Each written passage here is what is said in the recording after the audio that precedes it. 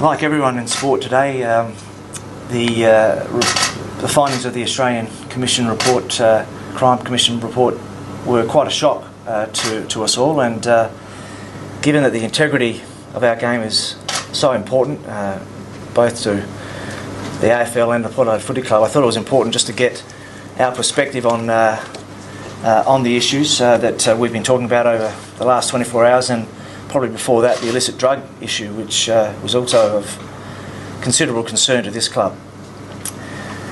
When we started to hear the reports coming out of Melbourne yesterday about Essendon, it gave us the opportunity to have a good look at our own processes again and really consider them in the context of what we were hearing. And I'm really comfortable that our club's guiding principles in this area are very sound and safeguard us against some of the issues that you could be open to. Firstly, for us, it's about great people in charge of our programs, and Dr. Mark Fisher and Darren Burgess, who head up our medical and sports science areas, are at the top of their game, internationally renowned, and they take a very conservative approach to these issues. Our policy involves only purchasing substances and supplements from recognised brands. They're all batch tested. We have a standing policy that no supplements can be taken without the permission and authority of our medical team. So our sports scientists can't administer in isolation. Everything is monitored. Our players are educated to inform our medical and sports science teams of any substances that are offered outside of the club issue. So we feel as if we've got a pretty good handle on those things, and our principles are founded in good sense and a conservative approach. In regards to the illicit drugs issue, that was one that we're also pretty concerned about. When we started to talk about it pre-Christmas, it shocked me. When we got more information from the industry experts in January, I was more concerned in regards to the issue that it is in society.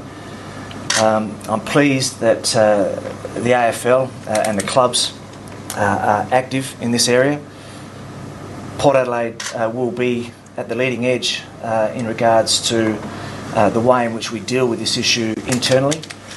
We'll wait for the working party that is in place to get that policy tightened up wherever we feel it's necessary. I'm confident that will happen, and then we will look at it from our point of view, and if we feel as if it needs to be taken further, we'll take it further. So, in summary, we take a very, very high moral ground on these issues. We think it's important that AFL clubs attempt to set a higher standard, and the AFL has been renowned for that. Port Adelaide is in that camp as well, and we'll be active in these areas. Do you know of anyone that's been given a strike or any illicit drugs have been caught yet?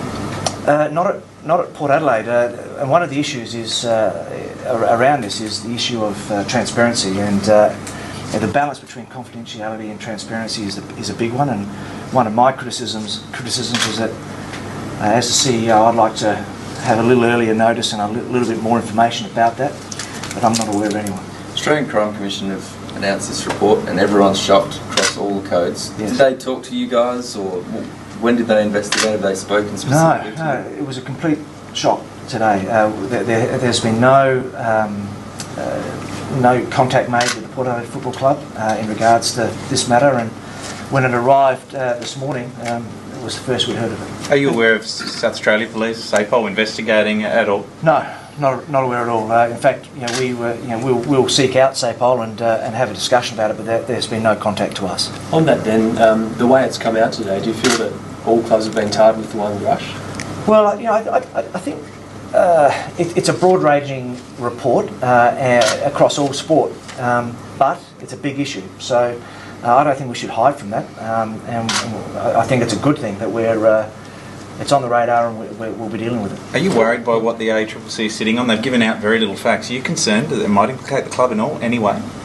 Well, I think we're all concerned about that. Again, that's why we really took another opportunity to review our own processes to make sure that we were confident about what we're doing, and I'm very confident about that. So as an administrator, is it virtually impossible to categorically state that your club is clean? Well, particularly in the area of illicit drugs, it's difficult given that there's so much of it in society. And what we're learning is that the society attitude towards illicit drugs has shifted. We're confident, but to be absolutely sure, I think you're probably right. It's very difficult to know. Keith, what about the obvious Essendon link is Angus? Yes. Have you chatted with him? How confident is he or you, the club, that he is okay? Yeah, well, we have chatted to Angus, and we've got Henry Slattery, who also came from Essendon, and they were both involved in the program during the period under investigation. Now they will be part of that investigation, I'm sure. They've been really open about it, and they've spoken to us, and I won't go into it because it is part of a broader investigation. But their attitude is, well, this is what happened, and we'll talk to whoever needs to hear about it in the appropriate way. Was he injected in the stomach? I don't want to get into any of that sort of information. It's premature at this stage. Will you do an audit of your sports science stuff, going back maybe 4 or 5 years? Yeah, we've done that. Yep. Again, we have Dr. Fisher has been at the helm for many years. Darren was part of our program earlier, has come back. Our record is pretty good. The policies haven't changed. I thought Warren Treadway's comments were really interesting. It was an informed, practical example of how it should be done. There was substances offered to him externally. He thought it might help, checked it, found there was a problem, rejected it. Exactly how we want our players to act. How do clubs get sucked in by someone like Stephen Dank?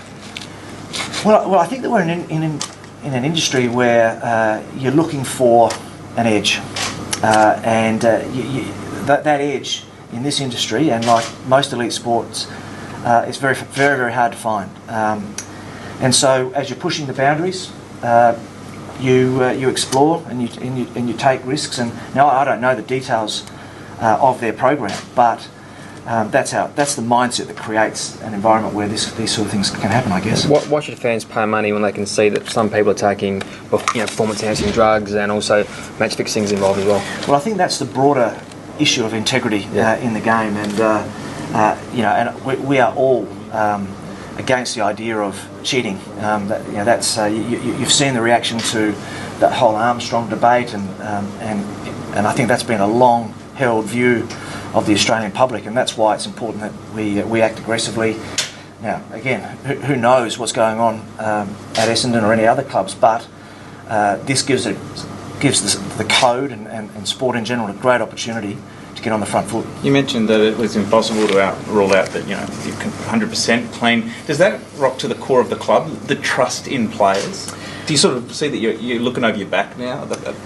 Well, I think it goes to the issue of testing, making sure that your processes are absolutely squeaky clean and rigorous. I'm very confident about that. Port Adelaide, as I said, we're not doing anything spectacular. What we're doing is we are educating, we are putting good, sound principles in place, and I think that's all you can do.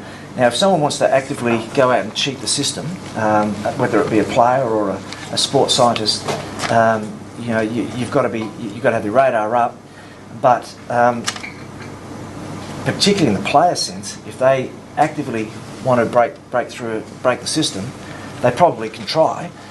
We've just got to have everything in place to ensure that we can find out about it as quickly as we can. Keith, we're all big sporting fans. We all love it. Yes. How much does the trust though? How much has the image of sport been tarnished, just on a broader sense today? Do you think? Yeah, well, I'm not sure. It's certainly it reverberated with me. I must say, this is not. As I said, my personal feeling is that the AFL brand and the game has stood for something very, very special, and it still does. And that's why you'll see the code react really, really strongly and correctly in this matter. It's really important that we do that. And as a club, we'll be supporting the industry as best we can. But as Tom said, it's far wider reaching than that. Why should any sports fans have faith anymore? Well, I think they can. The sport, we are talking at the edges, I presume. What the ACC is saying is that be aware. There is danger all around the sports that we're in regards to illegal activities. Be on your guard.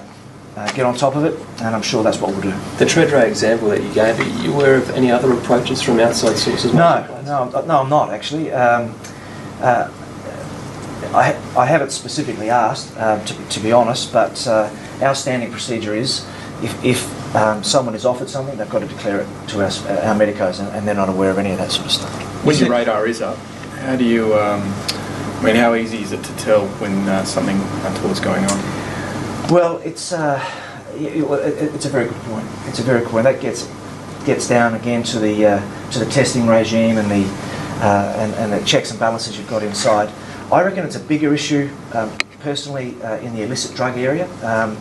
There just seems to be one more of it around. Two, it's often we talk about that 8 weeks that people are away, and there's some difficulty around that. And I think there's some tightening we could do from a code point of view. We were probably thinking about the performance enhancing area, feeling as if we had a pretty good control on it, and it may prove that we have. But the Australian Crime Report today again says to us, be aware, be careful.